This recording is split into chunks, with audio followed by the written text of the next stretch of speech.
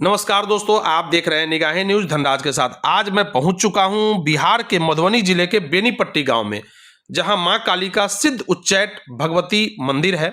यहां की काफ़ी महत्व है और यहां आने का काफ़ी विशेषताएं हैं। इसके बारे में बात करूंगा और यहां के सारे मंदिरों के बारे में बताऊंगा कि क्या है यहाँ का विधि व्यवस्था। इस मंदिर का कुछ इतिहास है कि यहाँ पर महान कवि कालिदास को माता काली ने वरदान दिया था और मूर्ख कालिदास मां का आशीर्वाद पाकर ही महान कवि के रूप में विख्यात हुए।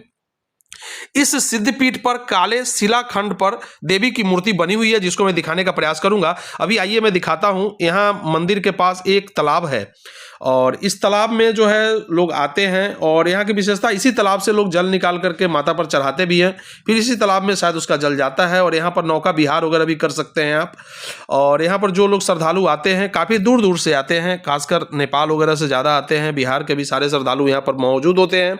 तो आइए दिखाने का प्रयास करते हैं। अंदर भी ले चलेंगे आप लोग को, गर्भगृह में दिखाएंगे। तब तक देखिए, और यहाँ पर तब तक जो है सो मैं भी थोड़ा शुद्ध हो लेता हूँ। और ये तालाब है जैसा आपने देखा, और यहाँ के बहुत सारे महत्व है और यहाँ पर मेला वगैरह भी लगता है। तो इस चीज़ को दिखाने का प्रयास करते हैं। तो आइए दिखाते हैं अब गर्भगृह का और दर्शन कराते हैं आप लोग को और बताते हैं उसकी महत्ता के बारे में। तो दोस्तों आइए और वंदन करते हैं माँ का। ओम दुर्गा दुर्गार्ति समनी दुर्गा पद्य निवारणी दुर्मच्छेदनी दुर्साधनी दुर्नाशनी दुर्तोद्वारणी दुर्नियंत्री दुर्मापा दुर्म ज्ञान दादु दलोक दुर्माला दुर्मा दुर्मा लोका दुर्मा सुपनी दुर्मा सुशंति दुर्माई दानी दुर्मांगी दुर्मता दुर्गम्या दुर्मसुरी दुर्भीमा दुर्मामा दुर्बाहु दानी नामावली मीमास्तु दुर्गा मनमानो पटे सर्वंतु भविष्यति न संशय। इस मंदिर की प्राचीन जो है सो मान्यता है कि इस मंदिर के पूर्व दिशा में एक पाठशाला थी और मंदिर का तथा पाठशाला के बीच एक विशाल नदी थी। महान मूर्ख कालिदास अपनी विदुषी पत्नी विद्योत्तमा से तिरस्कृत होकर मां भगवती के शरण में उच्चैठ आ गए थे और उस विद्यालय के आवासीय छात्रों के लिए खाना बनाने का कार्य किया करते थे। एक बार भयंकर बाढ़ आई और नदी का बहाव इतना ज्यादा था कि मंदिर में संध्या दीप जलाने का कार्य जो कि छात्र किया करते थे वो सब जाने में असमर्थ हो गए। कालिदास को महामूर्ख जान उसे आदेश दिया कि तुम ही जाकर के दीप जला दो। यहाँ कोई लेकिन एक बात है कि तुम कुछ निशानी लेकर आना ताकि हमें पता चले कि तुम वाकई दीप जलाए हो। इतना सुनना था कि कालिदास मूर्ख थे ही, वो झट से नदी में कूद पड़े और किसी तरह तैरते डूबते मंदिर तक पहुंच चुके और मंदिर में जाकर के दीप जला दिया, पूजा अर्चना की। अब उनके दिमाग में एक बात आई कि भाई निशानी तो लेकर जाना है, नहीं लेकर जाएंगे तो सोचेंगे कि भाई जलाया ही नहीं। फिर उन्होंने क्या किया कि वहां पर एक दीप जलाया और कालिदास को कुछ नहीं दिखा तो उन्होंने जले दीप के कालिक को ही हाथ पर लगा लिया। अब निशान बनाने के लिए उन्होंने कुछ सोचा नहीं और कुछ नहीं दिखने के कारण क्या हुआ कि वह मूर्ख होने के कारण कालिदास ने मां भगवती के साफ सुथरे मंडल पर ही कालिक लगा दिया।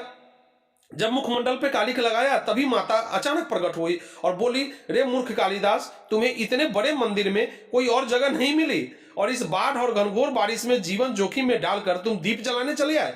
ये मूर्खता हो, ये भक्ति। लेकिन मैं तुम्हें एक वरदान देना चाहती हूँ। कालिदास ने अपनी आप बीती सुनाई कि कैसे उनकी मूर्खता के कारण पत्नी ने तिरस्कार कर भगा दिया। इतना सुनकर देवी ने वरदान दिया कि आज सारी रात तुम जो भी पुस्तक स्पर्श करोगे तुम्हें कंठस्थ हो जाएगा।